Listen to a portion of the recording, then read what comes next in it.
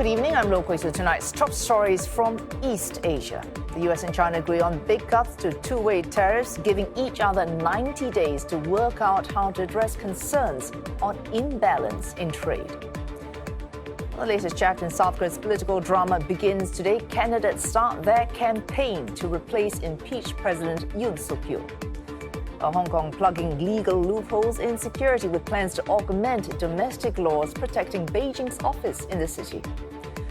Nissan reportedly planning to slash another 10,000 jobs worldwide, bringing the total cuts to about 20,000 or 15% of its workforce.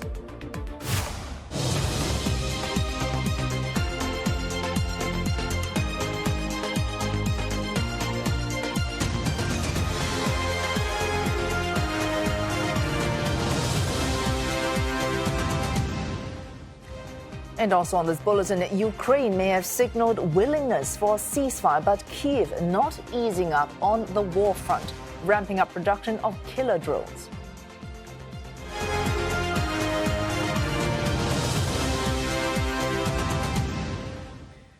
China and the United States have agreed to a dramatic cut in tit-for-tat tariffs, dialing down a trade war that has ramped up since Donald Trump took office in January.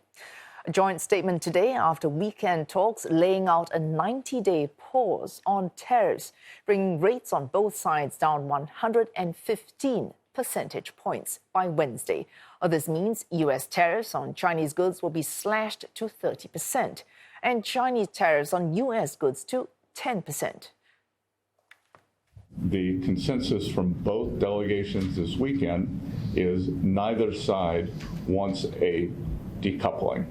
And what had occurred with these very high tariffs, as Ambassador Greer said, was the equivalent of an embargo, and neither side wants that.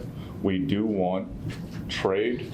We want more balanced trade, and I think that both sides are committed to achieving that. And for more details, we have CNA's Deborah Wang joining us live from Shenzhen. Deborah, what were the key outcomes from these talks in Geneva?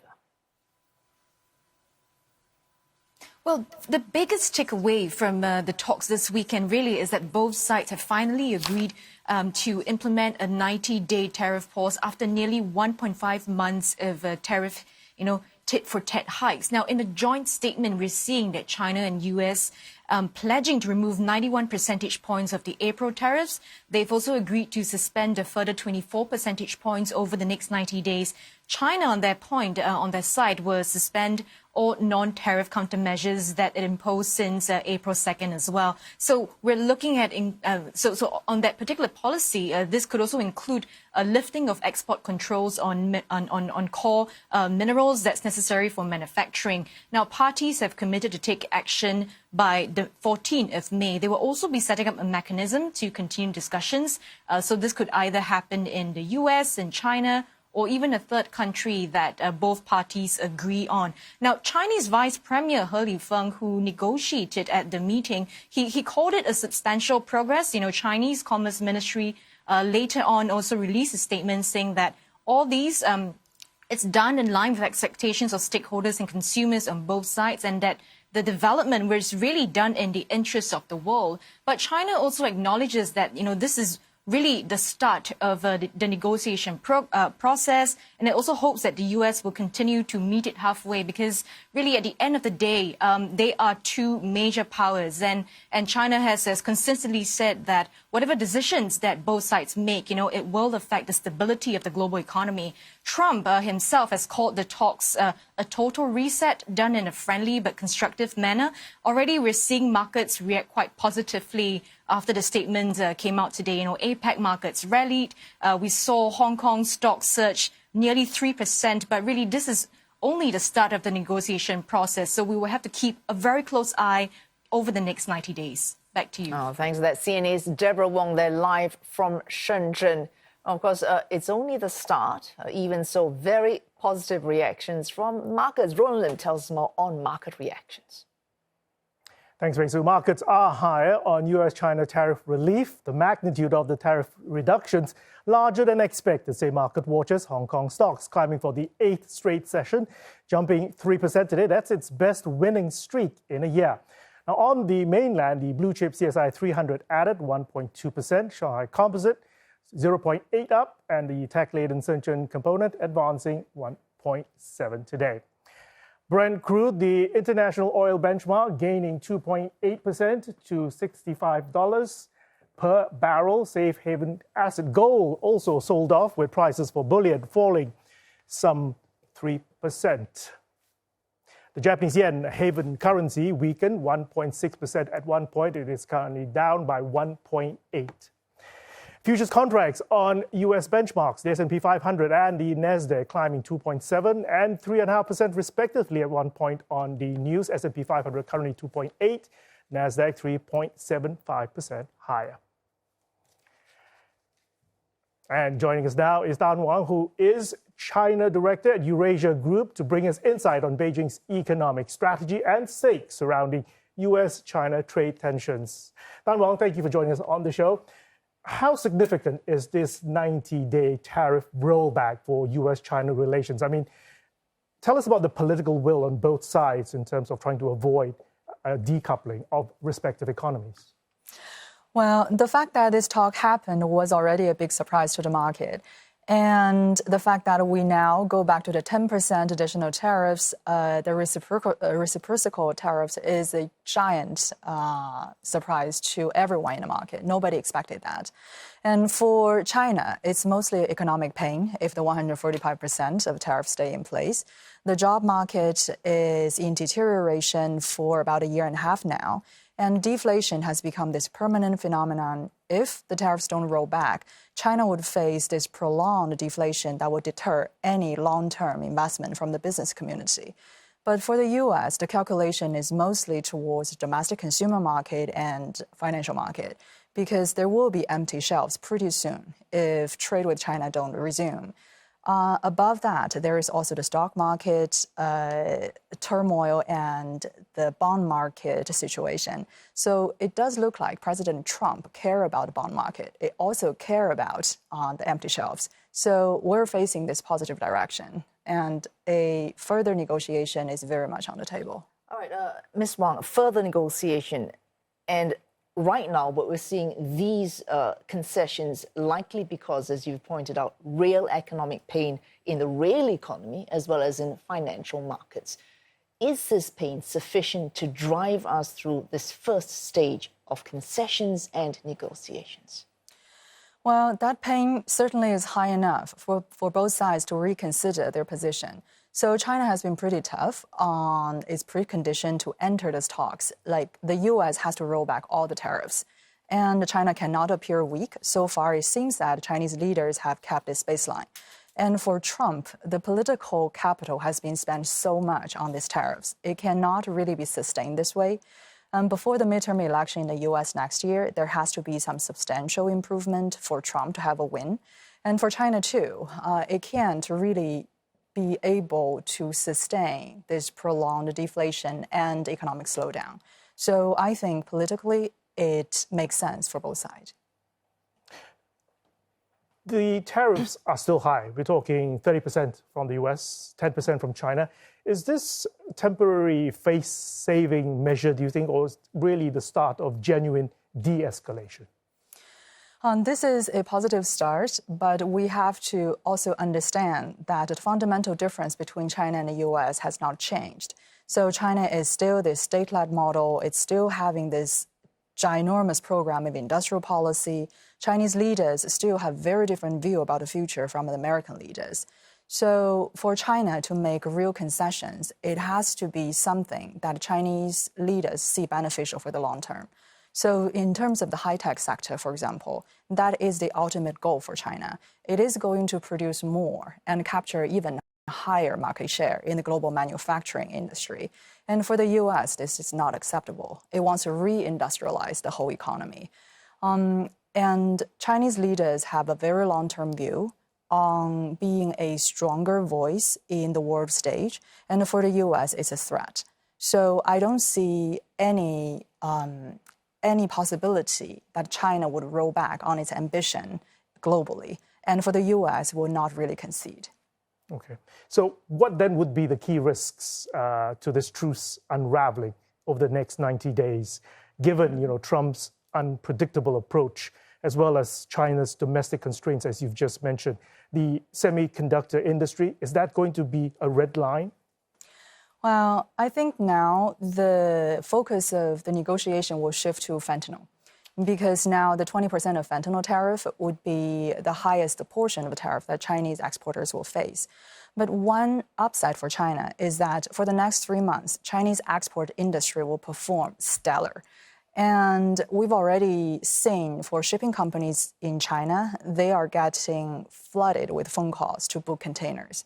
So in the next 90 days, domestic economy would look good enough to give Chinese leaders enough confidence to do further preparation for the next level of negotiation. And maybe China can commit to more of a purchase agreement similar to the Phase 1 deal with the US. That would include energy, agricultural products. And for the US, there has to be some of cutting slack for the export control to China in its high-tech products, especially for chips. Given that NVIDIA has already been this contentious point, there could be some more of a loosening policy regarding the semiconductor. Okay. So you mentioned fentanyl. The joint statement mentions progress on fentanyl as well as non-tariff barriers. Are we seeing a broadening, you think, of US-China agenda beyond just trade? We're talking about areas like public health. We're talking about technology. Is that possible?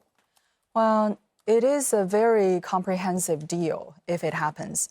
So China and the US trade are deeply integrated. So there's no way that both sides can decouple from each other.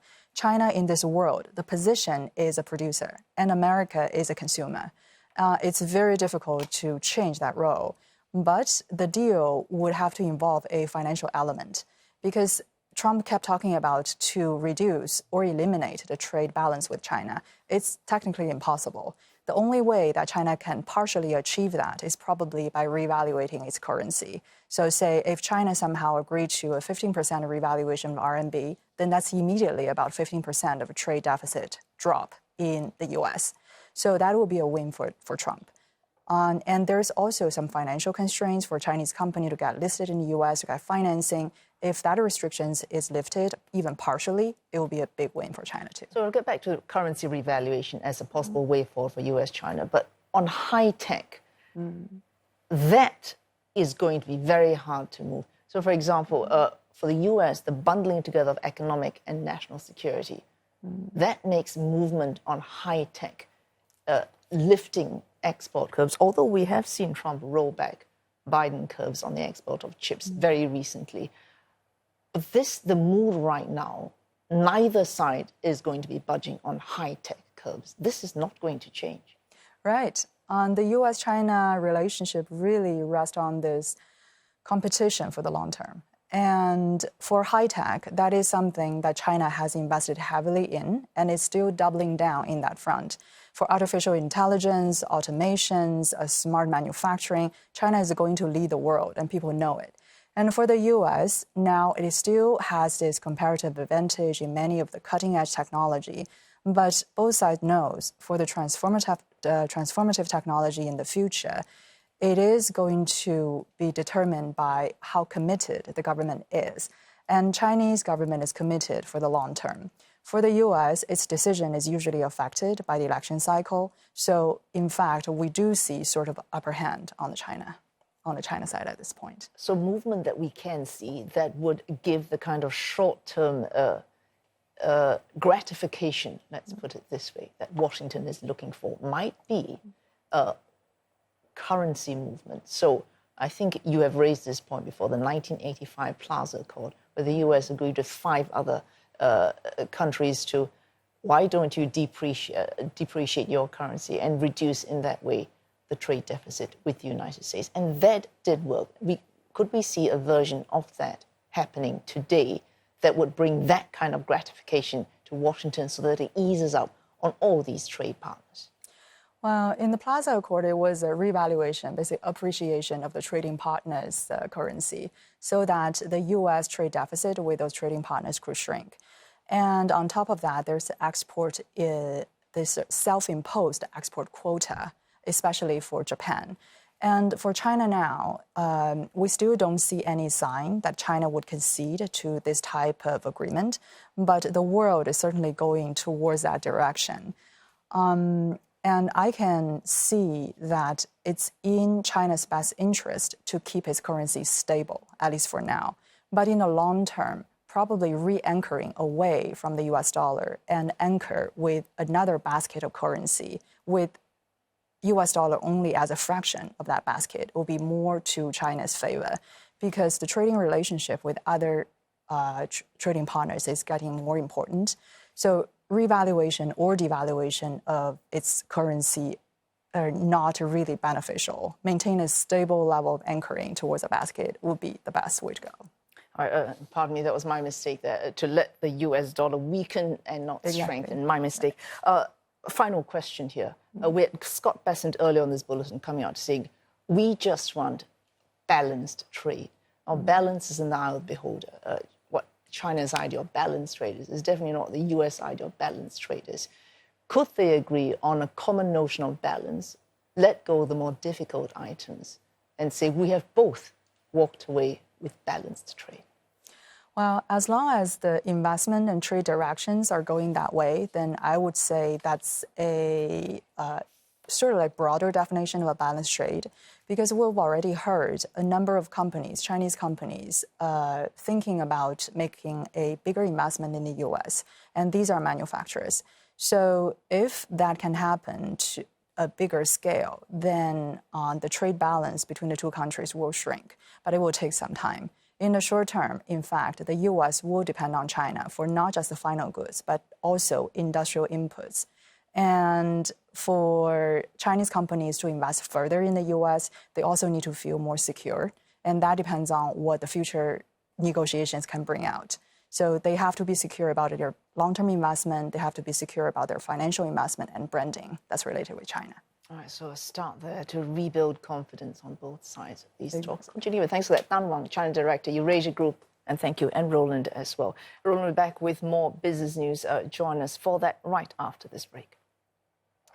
That's right, Wei. So coming up on East Asia tonight, Chinese EV battery maker CATL taking orders for its Hong Kong listing. We'll tell you who some of the cornerstone investors are. A nation watched as a bellwether for trade, South Korea's exports fall sharply in the first 10 days of this month.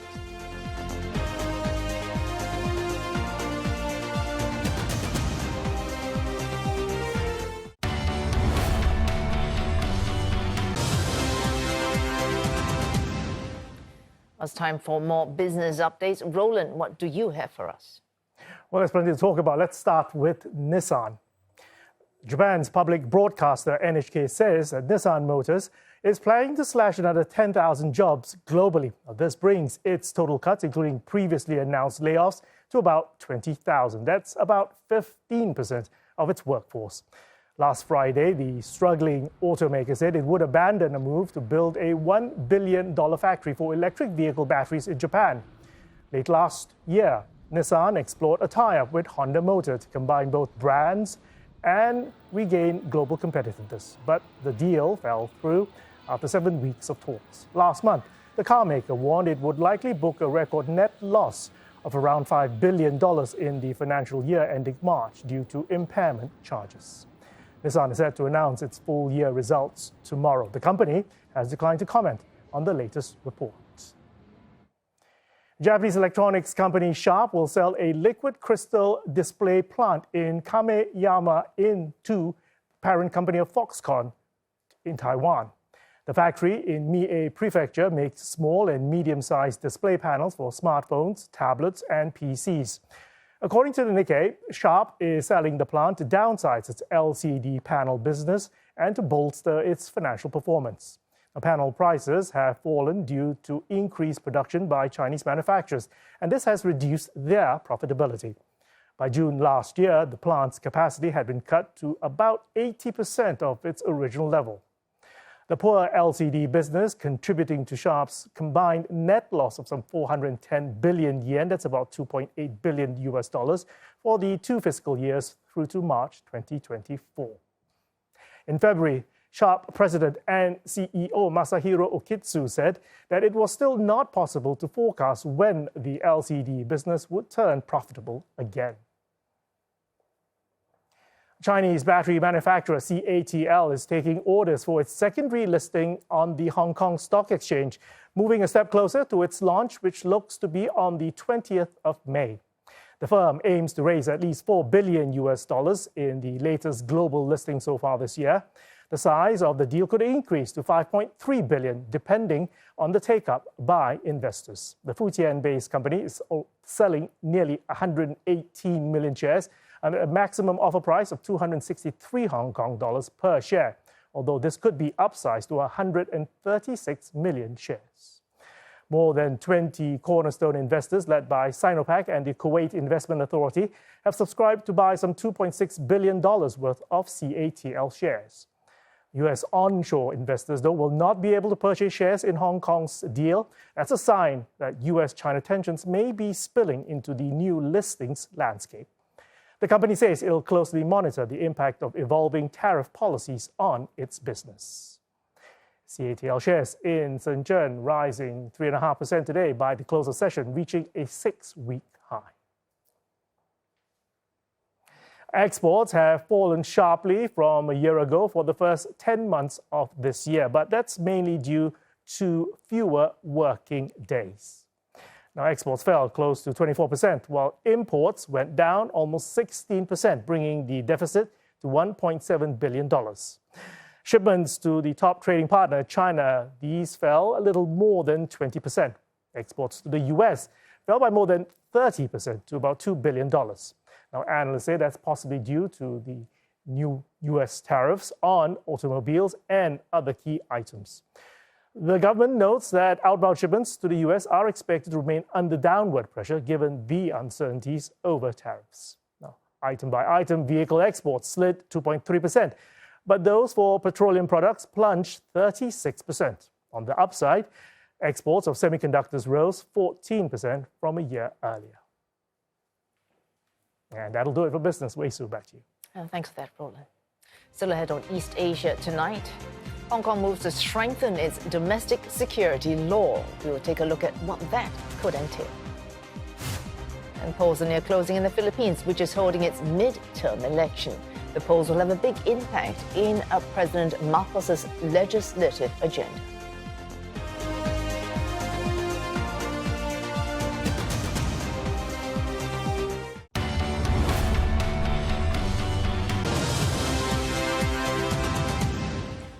These are the headlines on East Asia tonight. The US and China agreed to reduce tit-for-tat tariffs following crucial trade talks in Geneva.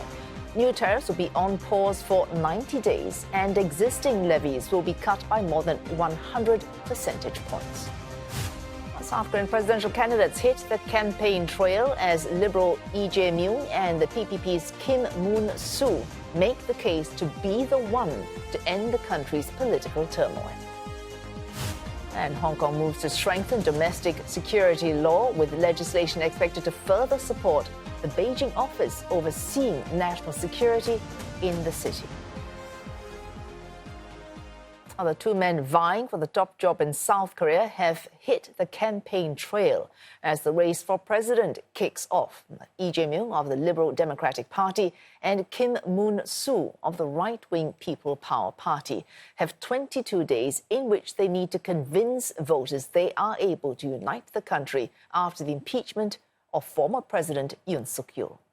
The frontrunner is Mr. Lee, who held a rally in central Seoul today, promising to overcome the turmoil sparked by former President Yoon's sudden declaration of martial law late last year. He's calling the election a battle against what he considers an entrenched elite who have destroyed the constitutional order. 뼈아픈 패배의 책임자를 다시 일으켜 주신 국민과 함께 그만큼 간절하고 절박한 모두의 열망을 한데 모아서 반드시 승리로 보답하겠습니다. The PPP's Kim Moon-soo was confirmed at the last minute after the party withdrew former Prime Minister Han Duck-soo from the race. Mr. Kim began his campaign at a market in Seoul. 이곳에서 저는 정말 시장 대통령이 돼야 되겠다. 민생 대통령이 돼야 되겠다. 또 경제 대통령이 돼야 되겠다. 우리 대한민국이 잘 사는 대통령이 돼야 되겠다. 그런 생각을 합니다. And Hwang Kyung-moon is a Career Foundation professor at the Australian National University. He joins us live from Canberra. Professor Hwang, we've heard the two men, they're the top two candidates at this point in terms of their polling. So we have Kim Moon-soo saying he wants to be the president for the economy. And Lee Jae-myung saying he sees this election as a battle against entrenched elites who wanted to destroy the constitutional order. Which message would resound more with the electorate?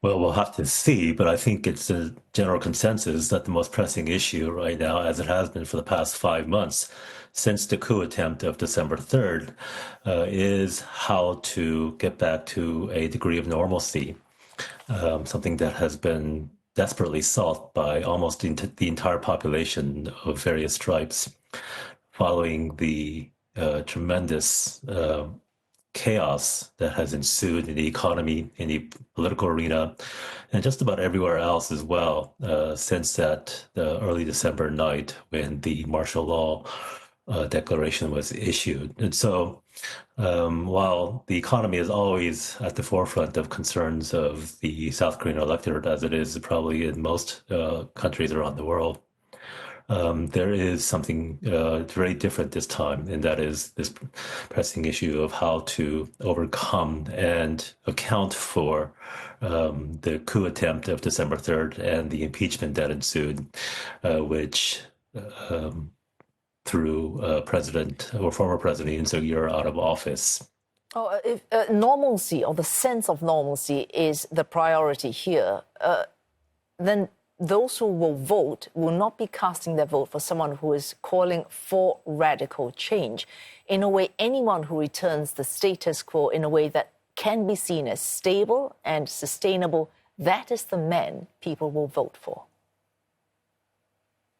Well, within bounds, of course, because, again, I think the most pressing issue, aside from the constant pressing issue of the economy, is the accounting for this coup attempt, which was shocking in every way. And so I think even more so than the economy, or because of that coup attempt, that the economy has been so much in a terrible state of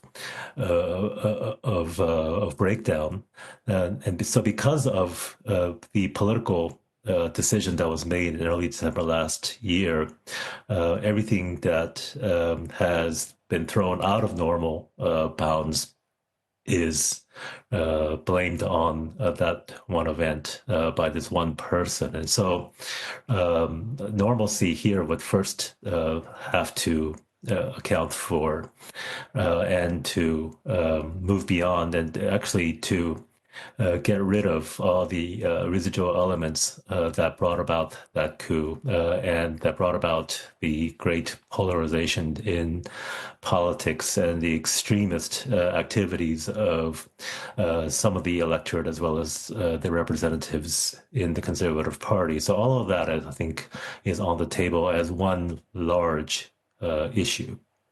All right. As far as accountability goes, we've got impeachment and full removal of the president. We've had investigations that are ongoing even now into various members of his cabinet, himself included, criminal charges as well. Those would count as accountability, one would assume. Surely one should be looking forward Absolutely. to seeing what kinds of policies are being proposed that are not just the usual rhetoric. So, for example, we're seeing it's not surprising that Mr. Lee Jae-myung should propose a way to improve ties with North Korea. That is a standard line of his party. He would do that. But anyone now looking at any improvement, any real change on foreign policy or economic policy needs to see genuine move to reshape, rejig, reignite the South Korean economy, reignite foreign policy. Is any man suggesting that? Well, every one of the 7 candidates, although there are only 3 legitimate candidates in the sense that they have some chance of being not only elected but being heard at all. All of them would want to say similar things about the need to address the tariff issues, to get the economy back on track, to address the structural deficiency of the economy that have taken on a character that has been extremely damaging over the past half a year. So these are these are issues and these are solutions that are being already proclaimed that are not at all surprising and very familiar to the electorate. And these are pretty standard solutions. On the right, you have a candidate who emphasizes more the free enterprise and the economic well-being of those in small business. On the left, in the Democratic Party, the candidate Lee Jae-myung is, of course, talking about the importance of welfare policies, of lifting those who are in underprivileged positions into a better standing within the larger economy. He is talking about, of course, finding better ways to deal with North Korea as part of a larger agenda to deal with South Korea's diplomatic challenges and foreign relations challenges as well. So all of those actually are pretty standard, yeah. All right, a final question here. Lee Jae-myung has been very much dominant in terms of polls. So the latest Rail Meter poll from Sunday showing 52.1% support for him and Kim Moon-soo at 31.1%. So 22 days, 20 points, percentage points he needs to make up. What's the chance of that happening? Final question. Well, I think the chances are very slim at best. I think the larger question is not whether Lee Jae-myung, barring any kind of shocking event, will be elected the next president. I think the larger question, or the more interesting question, is which of the 2 center-right candidates, Kim Moon-soo or the third-party candidate, his name is Lee Jun-seok, which of them will garner greater attention and even a greater number of votes. Right now, it appears to be Kim Moon-soo, but there are many things that suggest, including Lee's youth, that things could swing in a direction toward him. We'll see. We have 3 weeks left. Oh, thanks for that. Just a quick explanation there. Reform Party's Lee Jun-seok is age 40. He is at this point running third at 6.3% in that poll that we mentioned. Professor Wang Kyung-moon, he's Career Foundation Professor at the Australian National University. Thanks so much for joining us this evening. China's released a white paper on national security that stresses the need for certainty at a time of change. Beijing's document says it opposes overstretching the concept of security and it will not bow to threats or pressure. The paper broadly showcases Beijing's achievements in its national security efforts, highlighting how the country has managed to introduce stability in volatile times. And China also noting that peace and development is also being upheld through working with Asia-Pacific countries. Hong Kong, meanwhile, says it's looking to augment the city's own security law to better support the Beijing office that is in the city that is overseeing national security and to plug what it sees as legal loopholes in maintaining national security. The proposed measures include mandating government departments and civil servants mandating that they offer the Beijing office all necessary and reasonable assistance, as well as new offences targeting individuals who willfully resist, quote, or obstruct the national security arm in the city. This proposal also adds that individuals must not obtain, possess or disclose information related to cases the national security officers are handling, unless they are given lawful authority. Looking beyond this region, where voting is underway across the Philippines in the country's midterm election, with polls set to close soon in the coming hour at 7 p.m. local time. Around 69 million Filipinos are eligible to cast their ballots. There are more than 18,000 congressional and local posts at stake, including 316 seats in the House of Representatives. All eyes, though, are on the senatorial race, where half of the 24 seats there are being contested. The upper house is key to an ongoing feud between the powerful Marcos and Duterte clans. Their names are not on the ballot, but Ferdinand Marcos Jr. and Sara Duterte, that's the president and the vice president, are at the center of today's midterm elections. The senators elected will preside over Vice President Duterte's impeachment trial, which could see her barred from political office for life. Once a Marcos ally, she was impeached in February on several charges, including a threat to assassinate the president. And CNA's Berna Bernal explains how voting has been unfolding so far. Well, voting appears orderly so far in this polling precinct where we are inside a known shopping mall in capital city, Manila, and the election watchdog Legal Network for Truthful Elections monitored as much, saying there was smooth opening of voting centers in the 500 voting centers in 70 provinces where it deployed volunteers too. It noted technical difficulties, including sensitive scanners of automated counting machines, which initially frequently rejected ballots but did not result in widespread voter disenfranchisement. It also noted high turnout from vulnerable sectors, including persons with disability, senior citizens, pregnant women who availed of the early voting period from 5 a.m. to 7 a.m. ahead of the opening of voting centers for the general population. Another election watchdog, the National Citizens Movement for Free Elections, also noted some recurring difficulties every election season, including difficulty in finding names in voter lists and overcrowding in voter assistance desks. But what's principally at stake here in this election is half of the 24 seats of the Philippine Senate that will convene as an impeachment court for the trial of Vice President Sara Duterte, who, if found guilty, will be perpetually disqualified from public office, voiding any possible 2028 presidential run. Now, this makes this election essentially a battle for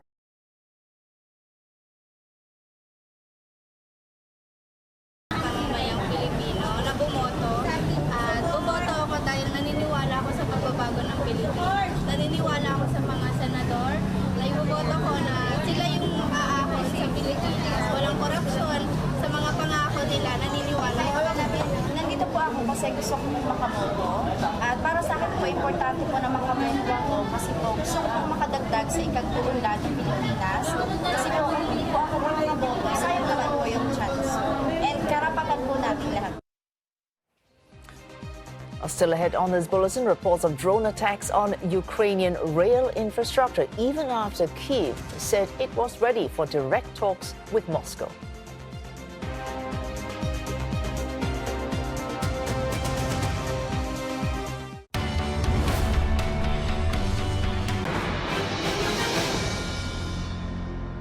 Our top military officials from India and Pakistan set to meet for talks Monday evening local time, with a fragile US-brokered ceasefire appearing to hold.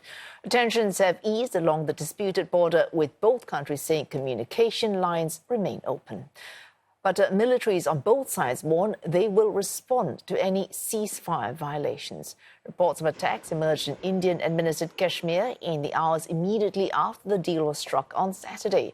That agreement coming after 4 days of tit-for-tat strikes involving missiles and drones, marking the most serious military confrontation between the nuclear-armed neighbors in decades. India's military said it sent a message warning Pakistan it would respond if the truce were to be violated. Pakistan's military delivering a similar message. It has denied violating the ceasefire and says it is committed to this truce.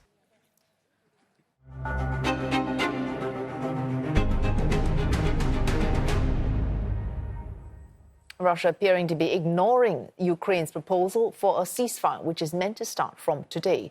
Reports quote Ukrainian officials as saying railway infrastructure has been hit by drone attacks.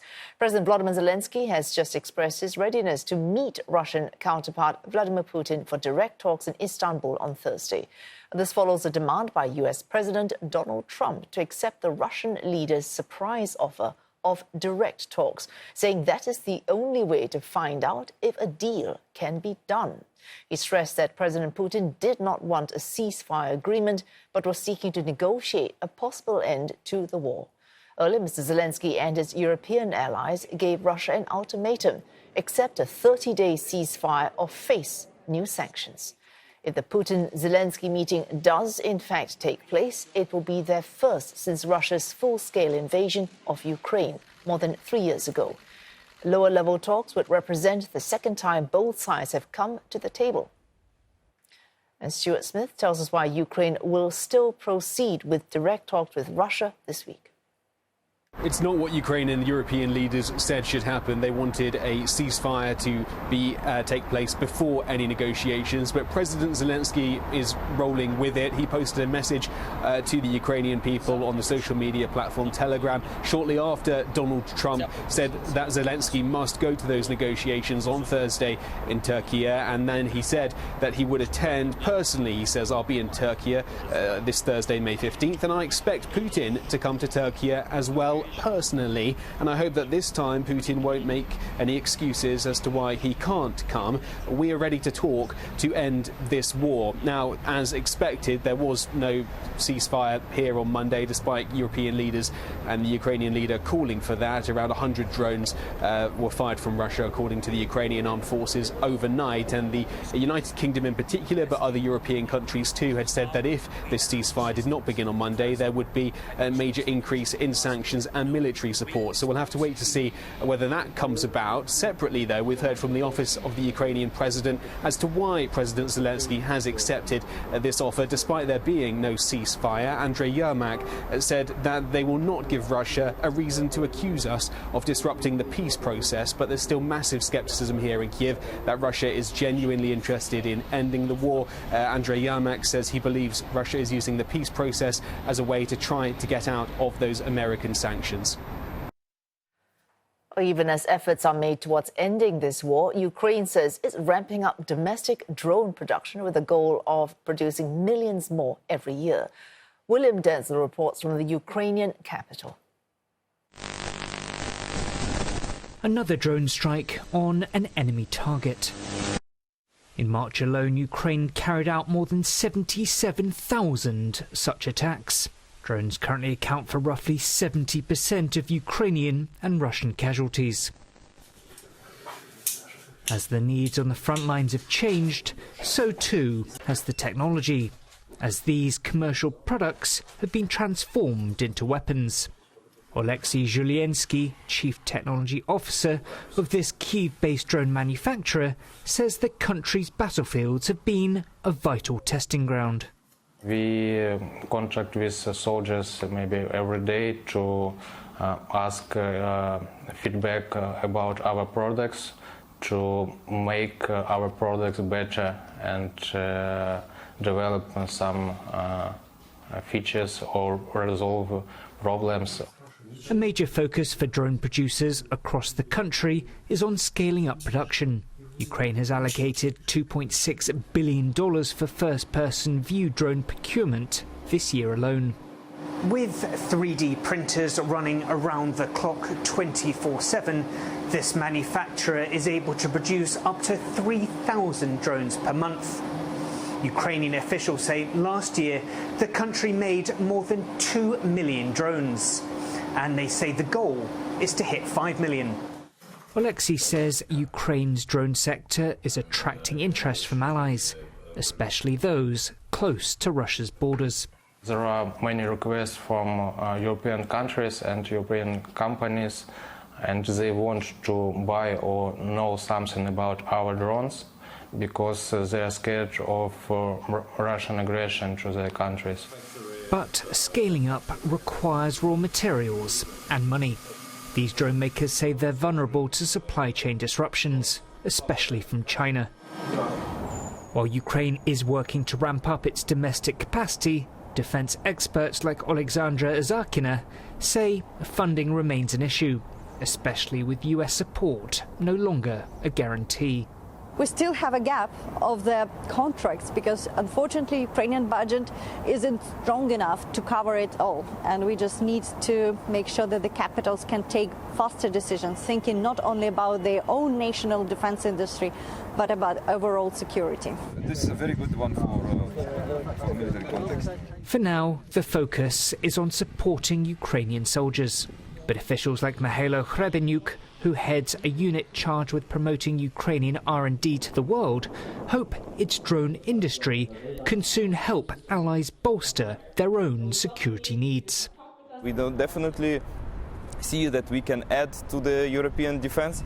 There is no need for us to substitute any of European developers, but we can be a partner, we can produce together, develop together, and defend Europe together. The European Commission's Rearm Europe plan, which calls for a significant surge in defence spending across member states, could unlock more than $800 billion for the bloc's defence sector.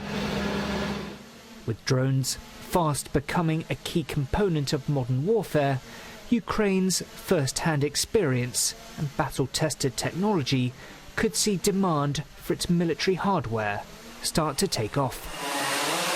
William Denslow, CNA, Kyiv.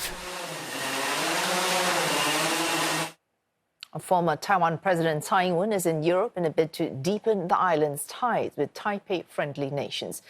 This is her second visit to the continent since leaving office last year. She met with lawmakers in Lithuania over the weekend and in a speech highlighted the similarities in their shared fates.